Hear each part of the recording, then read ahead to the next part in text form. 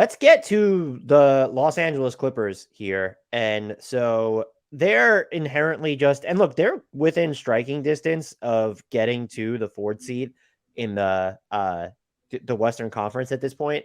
And they are inherently buyers. And we can go through like kind of figuring out who's their most likely player to be traded gets like a little bit difficult.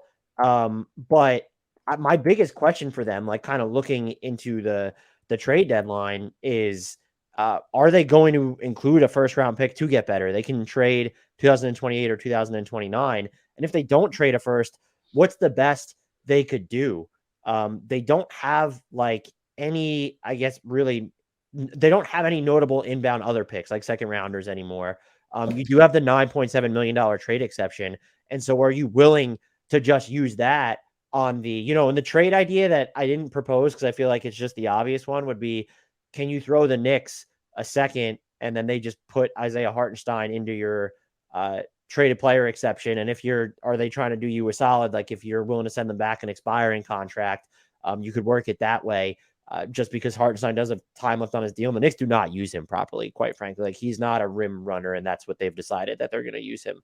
Like, so there's that type of a deal. Are you willing to take on that type of money if you're not sending out a player who's making like real money at that point? It's different if you're sending back like, oh, yeah, the Knicks will take Reggie Jackson in that scenario, or even a John Wall. But if they're not, that is a pretty big tax commitment. I would default towards Steve Ballmer, not really giving a shit.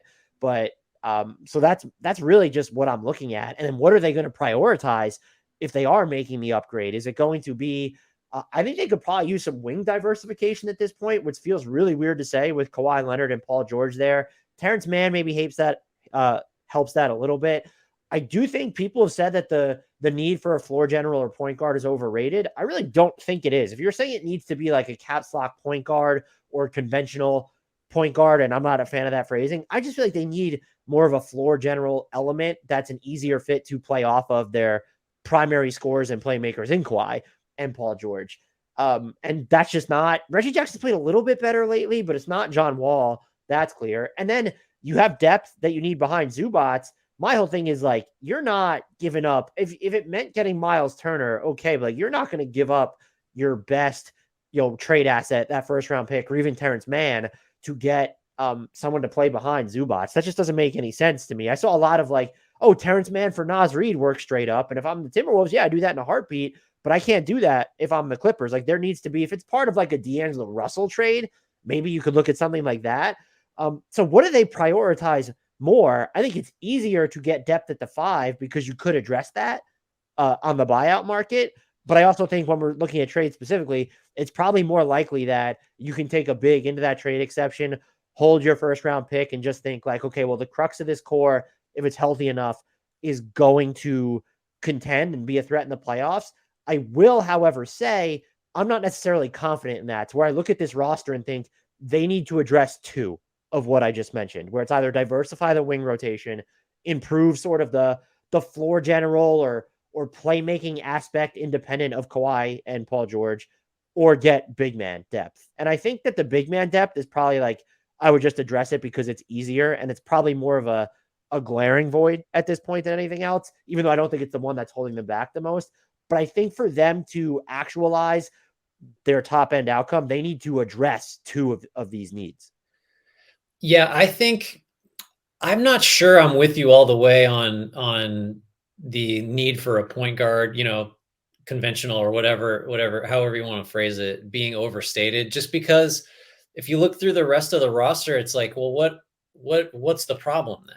Like they've got a million wings.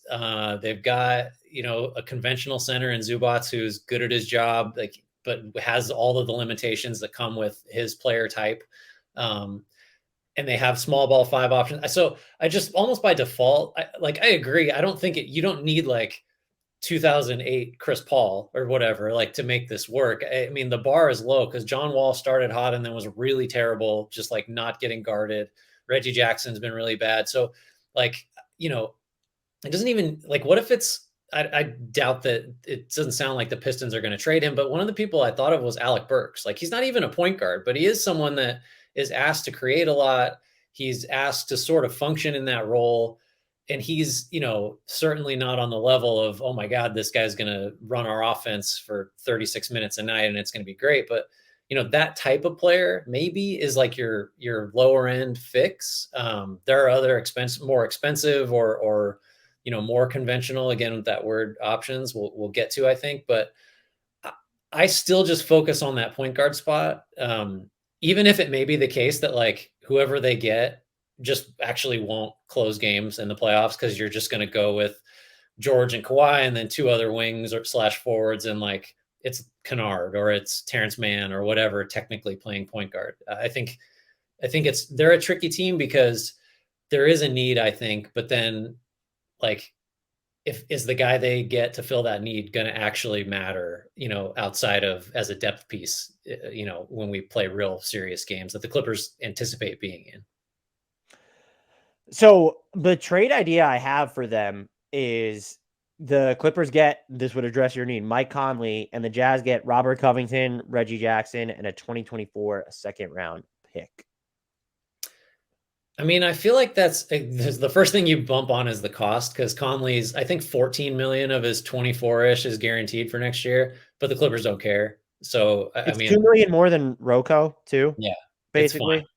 It's fine. I think I keep saying this, and maybe it's just going to make me sound stupid in the aftermath, but if I'm the Jazz, I really want, I like the optics of getting a first of some kind. And Conley may not be worth that, but I think I do this. I think this makes sense, right? I do think Conley might have a few other suitors too that the Clippers might have to beat offers for, but yeah, this makes a lot of sense. And from the Jazz's perspective, like, I don't know how much they care about the pick or Jackson, but Covington in theory is someone that has had his value like go way up and down, which is weird for his role. And maybe he's someone that they flip again or just, take the tax, the cap relief or whatever. I think that makes a lot of sense. Yeah, I mean, I don't really have it. Do you expect them, I guess, just to wrap up on them, if you had to predict, are they going to trade a first round pick at the deadline, 28 or 29? I would say no. But I do think it's fairly likely that someone like Morris or even Batum or like even Coffee or Boston, like those kind of guys might be on the move. I don't think they're going to trade a pick just because I'm not sure that they see a piece out there that warrants it. Although I just said maybe Conley should be worth a first, but yeah, I don't think so. It doesn't feel like it to me. What do you see that happening? No, I don't think they're going to, just because if the market was different, or maybe, like I said, if the Hawks decide like they're going to make Bogdan Bogdanovic available and you can get Jalen Johnson as part of that deal, or maybe even Onyeka Okongwu, Mm-hmm. I just don't see the Hawks are playing better, so that sort of feels out of the question. I think I don't want to say the ceiling, but like I don't know if you would do the trade that I mentioned before, but like if you're the Knicks, just to sort of get out of, I don't think Hartenstein's deal is terrible, but like he's on the books for next year. If you could send Hartenstein in their TPE and you get back, I mean, maybe would they even give you Amir Coffee at this point, even? And just like, would you do something like that? Get a 2024 second round pick for Isaiah Hartenstein, basically. Would you? I think I would do that for both sides. I'm not sure if the Clippers would want like to get rid of a player in that instance. And my guess would be, even though he's had an uneven year, it wouldn't be Coffee they want to get rid of.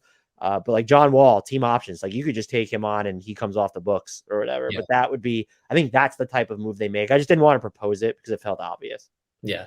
No, I mean, I think they have. Isn't the feeling that the Clippers will do something because they're so Yeah. all in that they never, like there's no scenario where they just say we're good with this, because that's just never true for them. 1,000%. Yeah.